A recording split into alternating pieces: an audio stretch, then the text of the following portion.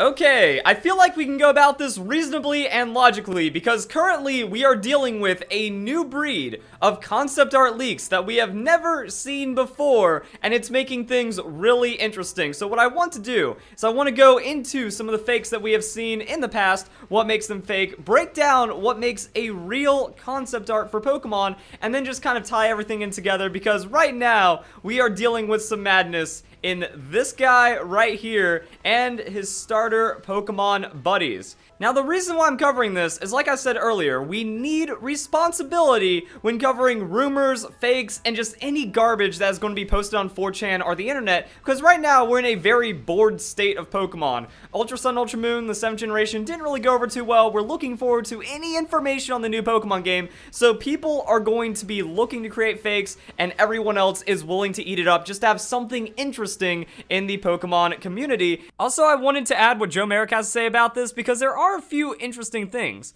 I like the designs though. Real or fake, the person who created them gets Pokemon. I think that's what I mean by the evolution of whatever fakes, rumors, starter Pokemon stuff that we're dealing with right now. Because yeah, they are really starting to step it up, especially after all the fakes just keep getting beaten down time after time for different little flaws and different little reasons. This one has very little flaw to it. Yeah, that doesn't interchange words. We'll see. I honestly don't know at this point. I'd be fine if real, but always be skeptical. I mean, it's scary when that's Joe Merrick's conclusion to seeing some of the stuff that we've seen before. And also, I didn't point this out earlier, but going off of the Greninja concept art, I feel like that line there to kind of show the inside of the neck, you know, it's just like a slight inconsistency. But there's also been Pokemon where they just do like an outline to kind of show what's there and what it's like underneath. Also, I just think that Greninja's naked neck is pretty funny. And as it stands right now, especially on YouTube, there is absolutely no responsibility in covering these things. Someone is going to see that, go, oh, it looks real, oh my god, leaks confirmed, and then like immediately backtrack within 3 seconds going, but it could be fake, so don't get your hopes up, guys.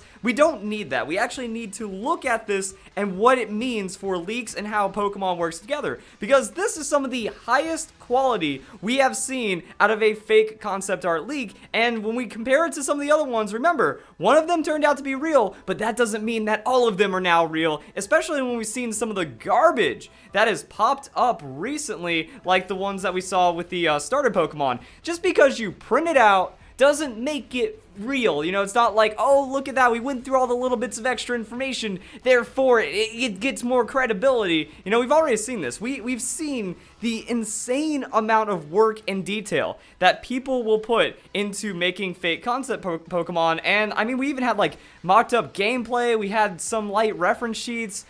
Like, you know, there's a lot of things that were going on here, and some people fell for it because it looked like a legitimate Korokoro reveal.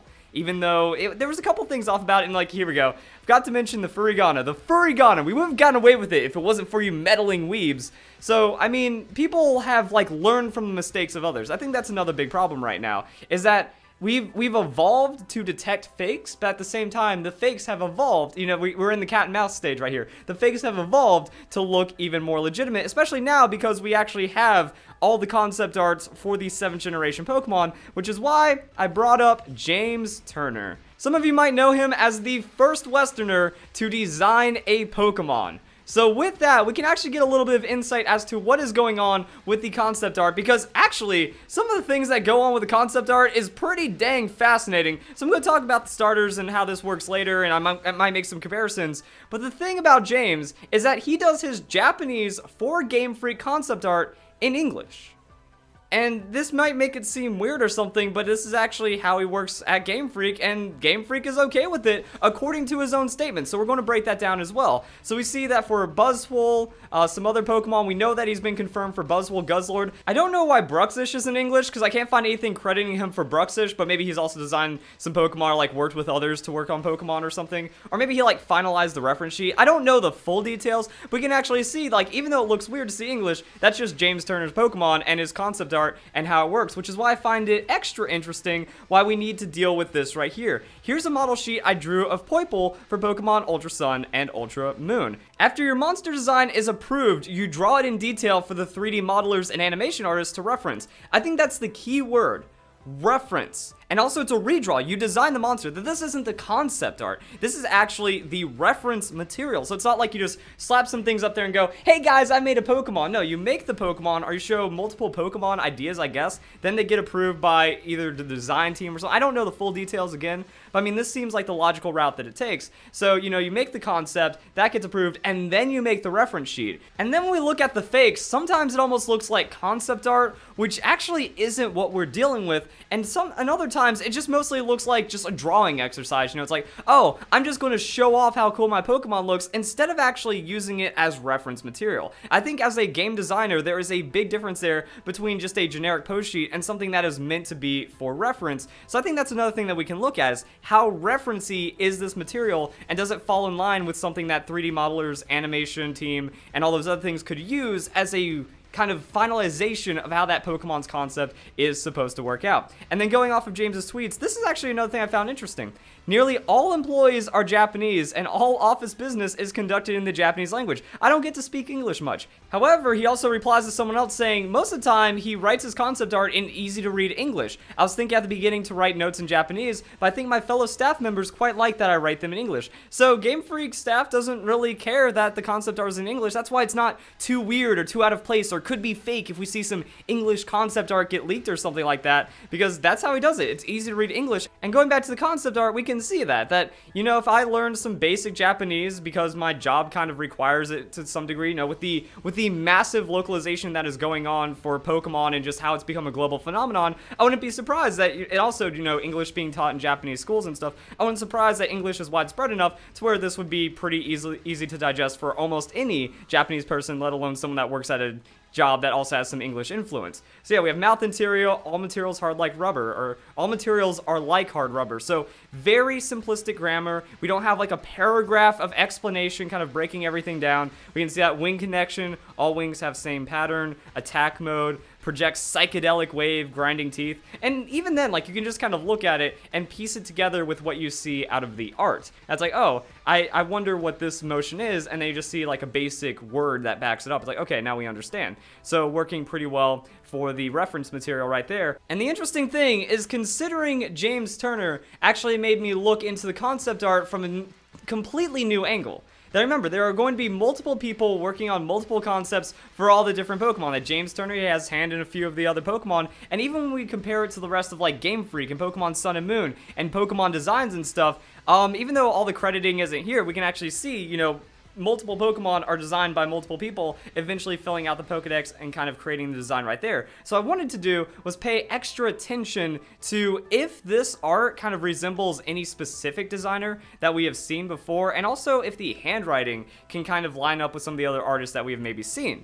because that could also give it some credibility. And that's where we also start getting into some weird situations. That's why this one, I feel, needs so much care before either just going in and be like, it looks real so it's confirmed, or it was on 4chan so it was fake, because we've gotten some weird stuff off 4chan before, and I'm not trying to like backtrack on anything. Like I said, I'm here to be as rational about this as possible. That sometimes there's an obvious fake, but this time the art style lines up, the concept idea of everything lines up, and then when breaking everything down, we do run into a few inconsistencies that have been pointed out by Joe Merrick and Poke Sirena. So there's one thing very weird about this artwork though. In the first picture, front is written in katakana. In the second starter, front is written in kanji. Then for the third starter, front is written in hiragana. This could show different artists for everyone. So yeah, I said the same thing, very odd. Designs are top-notch, but wording is questionable. Not wrong, but odd. So it's not like, oh, this immediately debunks it because the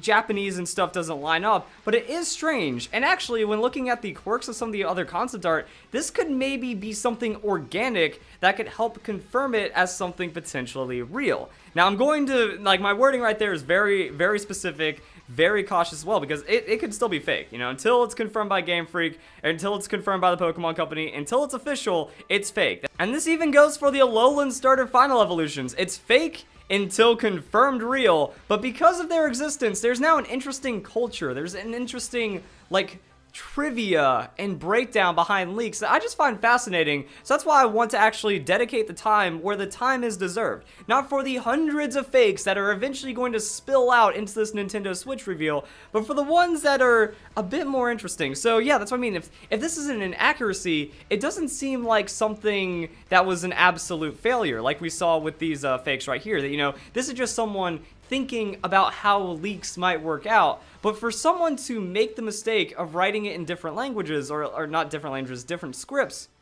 that would actually have to be overly dedicated amounts of research. That would have to be more research than I put into this video just to make a fake that could seem more real than it is fake. So another thing that gets crazy is 4chan.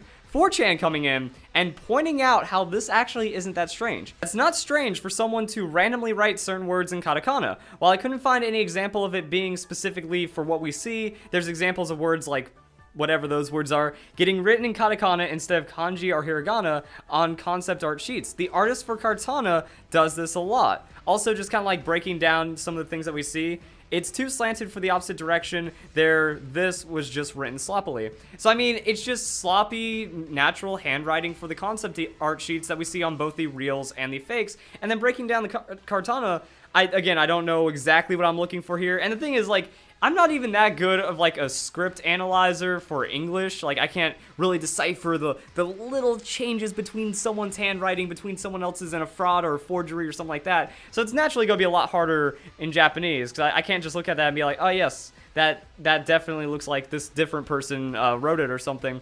So I'm not trying to like analyze this on the most intense level to draw a conclusion, but you can just kind of see that there's this weirdness with these starter Pokemon.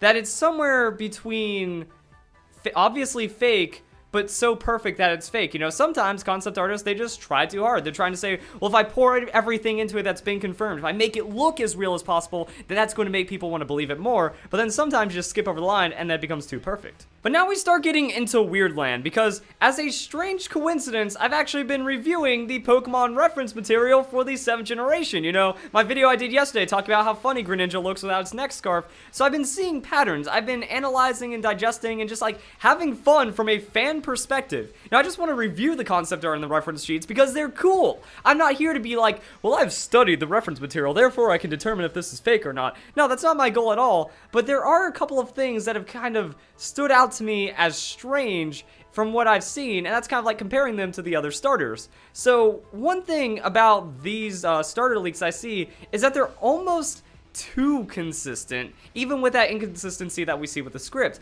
that I feel like even for an animator, even for a 3D modeler, even for the design team, that this is maybe spelling it out a little too much. That seems like someone saw the concept art and they're just like, alright, we have to describe everything. I'm pretty sure that the back of the head is very self-explanatory and doesn't need to be, you know, referenced out right there. So maybe it was an artist that designed these Pokemon and then sent them out to their friends for translation or something. Or maybe there was like a small team, because we've seen that before. That what happened here is like there was a team working behind this. And as we know from like just game development stuff, there's teams working on it. So if there was actually multiple people working together to collab on these fake Pokemon like we've seen before, then that could explain the inconsistencies, but also explain why it's kind of overly detailed, that they went in with a group plan instead of also working individually to actually design and create a Pokemon for reference material. I just feel like it spells things out a little too much, especially when I've gone through and like noticed some of the concept art. So yeah,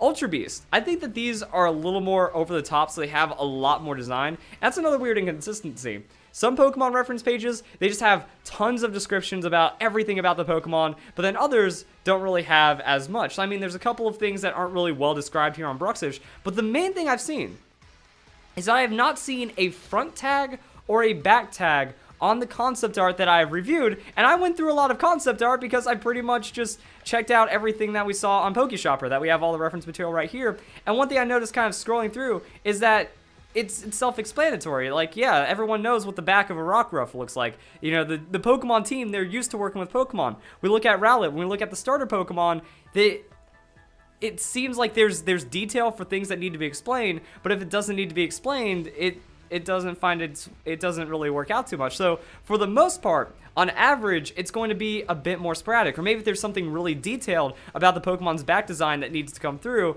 then yeah, but other than that, even with some crazy Ultra Beastings, some crazy new designs, it seems like they keep it pretty simplistic, except for what needs to be said. While it does depend on the artist, for the most part, it seems like there is some simplicity that is involved. I was also trying to compare it to some of the more popular artists, and it's hard to find links. Like I said, I can't really like compare scripts and find out exactly how people are writing things, and if it's like, oh, this guy designed the Alolan stars, which means now he's designed the 8th generation starters, and his handwriting looks the same. There is that sloppiness, there is something that's different about it, and you know, sometimes we see the same thing. So I think Minior and Chargebug were actually designed by the same person, so I was kind of like seeing if there's trends between people. So yeah, we have like Grubbin, Minior, Chargebug, Drampa, all that design right there. So we can see that some people do like to put in little bits of extra detail. There was quite a bit on Chargebug, there was quite a bit on Minior. That's kind of like going through this whole metamorphosis, showing that there's a Pokemon inside of Chargebug. There's still a Grubbin that's ready to transform into a Vikavolt. Minior, it's a crazy space Pokemon, so it has a lot of extra detail that goes in. Litten though, again, we don't see anything calling for the back. I think that might be what debunks this one, to be honest, even though everything else looks really good. Like, another thing that I feel that the fake concept art that we saw recently was lacking was the actual texture. That what happened here was, you can actually look, there's like a graininess. It's like someone put in just a generic Photoshop overlay to give it texture, to make it seem like it was something that was handmade, hand printed, and then when you paste, you know, when you print it out and then stick it on a wall somewhere, oh yeah, it kind of looks like it has that concept art graininess that we're used to seeing. You know, they change around. And also, that's another thing. Like, this could have debunked it just by looking at the light settings. Obviously, someone tried to filter it to make it look as confidential and as real as possible. So breaking it down, work was put onto this to try to give it that extra little bit of life, that extra little bit of something that might make it feel a bit more real. But whatever they do, you know, however they design it, whatever program they use, but however they do it, you know, the way that they design it, print it out, and then scan it back in, maybe it's like some special settings that gives it this little pattern. You know, kind of like how when you look at Magic the Gathering cards, they have this special little rosette pattern that prevents forgery. It like helps detect against forgeries and stuff. I don't know if that's actually like what Game Freak is intentionally trying to do here, but you can actually see that there's that extra special graininess to it with all the color. The colors are printed out and scanned in a specific way. So that could also be some way of kind of detecting if something's real or fake. Poplio was fairly, you know, indescriptive. That's like, okay, we see running, we see different emotions and stuff, ta-da, fun stuff like that, but other than that, you know, the starter Pokemon, they seem to describe themselves. Rowlet had quite a bit because you have to describe leafage. That where are these leaves coming from? It's a new Pokemon move. It's a new mechanic that it does. It actually spins its head around 180 degrees. That's something special. That's a bit more unique. Rowlet can tuck its legs up into itself and then kind of become more of a ball. So having to describe more about the special traits of a Pokemon than just kind of whatever is going on right here. But the weird thing, going back to the patterns that I see here, this pattern does look a bit more real than some of the other fakes that we've seen. That, you know, there is that graininess to it. I don't know if it's the exact kind of graininess. So either this fake did like a lot of research and like actually tried to get that pattern instead of just, you know, putting a stupid Photoshop overlay over it, or that could be something that also shows that it's legit through all of these other things. But again, I feel that there didn't need to be that much description, especially when we look at like eyes wide open. It's like, yeah, I think we know how a Pokemon looks when its eyes are open. I feel like maybe we would only need holds on with tail, composed face, and then saves berries on the tip of its tail, and that would pretty much be it. So I think this one's a little over descriptive. Breaking down the bunny, you know, nice or fluffy and toasty.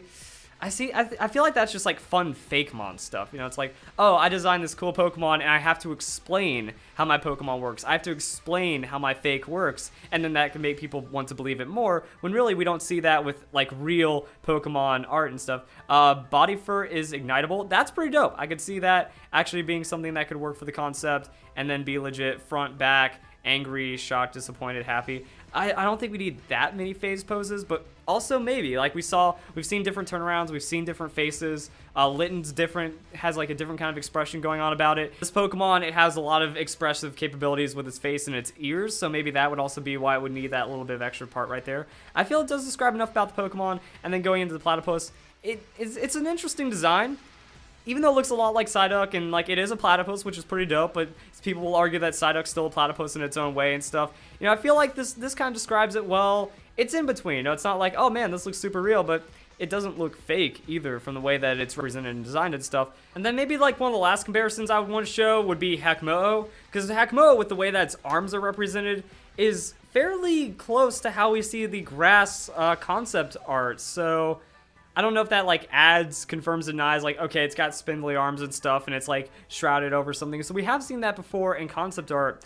And it's kind of like up to you, is like, is that how it's actually represented? So, you know, we take Kamo, we can see some of the different things that we have going on, like over here, and just kind of that breakdown. And if that breakdown is similar enough, and if that is also in line with things that we've seen in the past, which is kind of, I don't know, guys. So there we go. That's my full in-depth detail. I'm not here to spout ignorant stuff to be like, oh my god, it's the starter Pokemon leak. I saw it being retweeted first, therefore give me 1 million views because it could be real. And how cool would it be if it's real? I like the water one, but it's fake though. So I mean, I'm not trying to do that garbage. I'm here to look at the really interesting ways, because like even Joe Merrick was looking at this like it kind of has that real feel. The guy understands Pokemon.